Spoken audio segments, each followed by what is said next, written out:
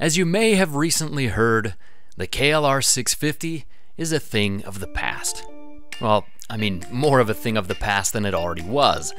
This legendary vehicular dinosaur has been relatively unchanged since 1987.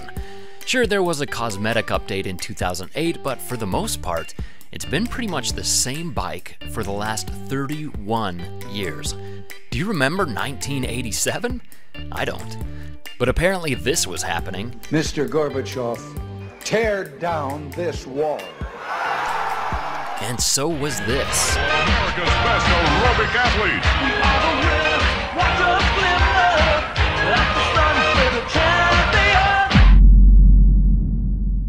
It is truly a testament to just how good of value this motorcycle is that it's been around for so long. Can you imagine if any other vehicle tried to do what Kawasaki did with the KLR? Introducing the all-new Toyota Tercel for 2018. simply more bang for the buck. Who could ask for anything more? Toyota. People just wouldn't buy it, but the KLR did it, and people bought it, and I was one of them. And I didn't care if it looked like some abominable enduro love child of an 80s GM and a 1990s Taco Bell. I loved it. Well, last month, a few publications have shown this largely redacted letter, dated September 14th, 2018, to dealers from the president of Kawasaki. The big news, and I quote, "The KLR 650 model year 2018 will be the final year for this iconic motorcycle." And in recent days, this has been confirmed. So the KLR 650 is in fact finally going to ride off into that dusty dual sport sunset. But it's not dead by any means. There's still 31 years of these trusty old mules on the road, and as reliable as they are, used KLRs will be around post-apocalyptically. But does this signify something dark for the dual sport world? As Honda proved with their 450L, dual sports are not dead. But like the CRF 450L might also prove, inexpensive thumpers might just be.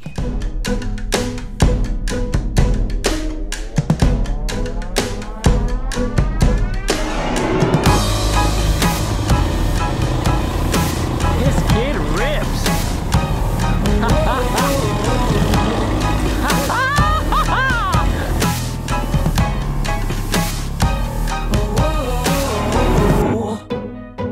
The 450L may be a fantastic motorcycle, as are the KTMs, Husqvarnas, and Betas it's competing with, but it might signal a dark future for the budget dual sport market.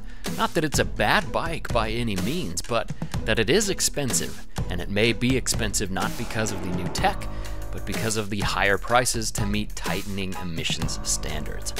Now, I'm all for protecting the environment. After all, where would we ride if it was destroyed? But my guess, and it's just a guess, is that you could take an entire year of riding from every single cylinder dual sport thumper in the country, and it still wouldn't equal a single day of carbon emissions from LA traffic. And that brings us back to the KLR 650, carbon credits and carbon offsets. Now, I don't know a whole lot about all this carbon mumbo-jumbo. My knowledge about carbon credits comes from a few lazy minutes of Google research and from the mouths of partially inebriated moto friends at this year's Flying Monkey Rally. So take it for what it's worth, which is nothing. From my understanding, carbon credits are an allotment of how much carbon emissions a company or its products can produce. So crudely, let's say Kawasaki can spend 10 total carbon credits, and the KLR 650 was taking up 2 of those credits. Suddenly, Kawasaki ditches the KLR and now has 2 extra credits to spend to produce a new, more efficient motorcycle. And since the KLR was pretty inefficient, modern motors might mean that we get 2 or 3 new bikes from Kawasaki for the carbon price of ditching the aging KLR. Now take a look at Kawasaki's website. We've got a lot of really fast, really sleek looking ninjas with lots of H's and 2's and R's. And then we've got these 4 covered motorcycles in the background. In the middle looks like a Sport Touring and a Z125, and then there are these 2 on the sides. I'm pretty sure these are copied and pasted with Photoshop color change. Fake as they may look, these are the ones I want to uncover.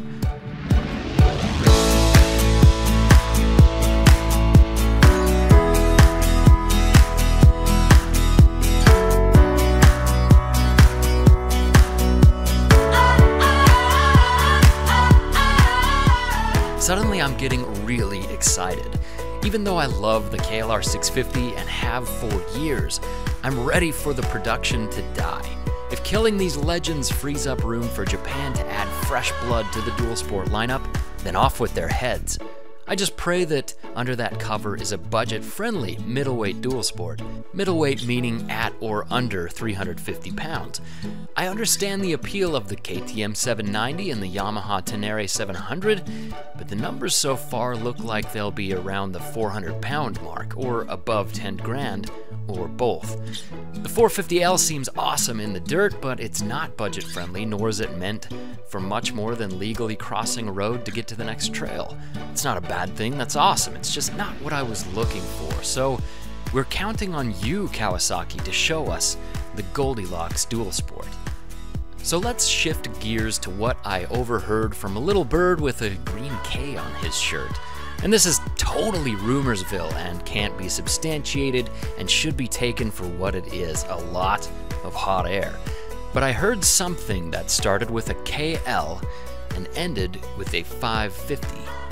Now maybe Kawasaki is once again playing lemming to Honda. Honda released the Grom and Kawi jumped on board with the Z125. Honda did the CRF 250L and Kawi re-released their own KLX 250. Then Honda did this total about-face, almost trying to distance itself from the woeful performance of the 250L with the 450L, gutting the maintenance schedule and budget price of the smaller, cheaper bike, and going the complete other direction with an expensive, high-performance, excellently suspended 450L. So with the rumored KL something 550, will Kawasaki keep this simple, reliable, big CCs and low compression formula of the KLR? Or follow that Honda lemming off the high-powered, expensive dirt bike with blinkers cliff? And here's where we enter Dreamsville. No, not that dream. The one where I talk about my dream dual sport motorcycle. What I hope sits under that Photoshop shroud to replace the legendary KLR.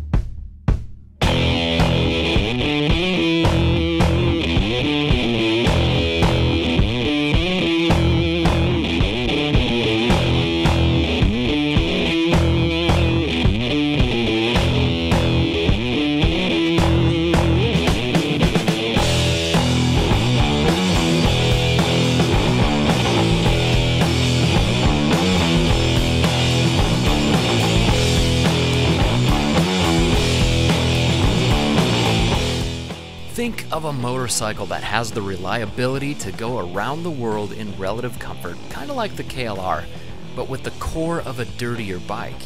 Maybe around 45 or 50 horsepower, nothing too crazy, but peppier than a DRZ, but with crazy torque. Like an unstallable tractor of a motorcycle.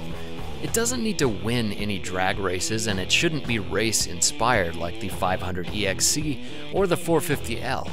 Just give it enough juice to get the front wheel up in third and hold 80 on the highway without feeling like it's going to blow up. My dream bike keeps the feel of the KLR's motor with that audible, tactile thump that just chugs when the RPMs drop. Maybe an aluminum frame to cut weight and make the bike liftable when it's down, but still enough heft to feel stable on the highway. Something close to under 350 pounds wet, with the weight tucked down low. It's gotta have a high ground clearance, but lowish seat height for a little bit of the waddle factor. Lots of travel in some fully adjustable suspension. I know it's old-fashioned and out of style, but maybe keep it carbureted. Why? Because fuel injection, though convenient and mostly reliable, can be a beast when it breaks, and carburetors are common around the world. Please give it 6 gears and a really wide ratio, but keep it cheap and simple. Cable clutch, analog controls, old school, so an idiot like me can work on it. Don't sacrifice what has worked for decades for expensive fancy stuff to shave a few pounds. Give it a seat like the bikes from the 90s, none of this slippery 2x4 garbage. And looks? If you're gonna go modern, the Yamaha T7 kinda nailed it. And if you're gonna go old school, I love the look of the Royal Enfield Himalayan. Maybe a throwback to the Gen 1 KLR, but lose the 1980s GM headlight and the blocky fenders. It would be great if this new Dream Dual Sport adventure machine could come in at less than 10 grand. I mean, the KLR is a little over 6 grand new, the Versys 650 is a bit above 8 grand. MSRP on Suzuki's DRZ is a little less than 7. To make a modern dirt machine with the specs I mentioned somewhere within that price range seems absolutely reasonable. I mean, seriously guys, what many consider to be the first adventure bike, the BMW R80 GS had an 800cc boxer engine, produced that magical 50 horsepower that I want and 41 foot-pounds of torque, had a 4-gallon tank, and weighed in at a reported 410 pounds wet. And that bike came out in 1980. Nearly 40 years later, the KTM 500 EXC cranks out similar figures, and it's 250 pounds drive, so we are making progress. But it also costs over $10,000. So it seems entirely possible to get 50 horses out of a bike that weighs more than the 500 EXC, but still less than the old R80 GS, and still gets you out the door under 10 grand. So when this photoshopped cover comes off, I hope it's not another low-power bungee suspended dirt scooter. I hope it's not a fire-breathing $10,000 dirt bike with blinkers. I hope it's not another 450+ pound adventure fridge with knobbies. We've already got plenty of dirt scooters, legal dirt bikes, and adventure fridges. What we don't have, though, is a modern, middleweight, mid-price, middle-of-the-road dual sport. So come on, Kawasaki. You can do it! Now, usually this is the part of the video where I'd ask you to subscribe and hit the like button and all that garbage, but today I'm just gonna say thanks for watching, have a great day, go on a nice ride, and much love. eveRide out.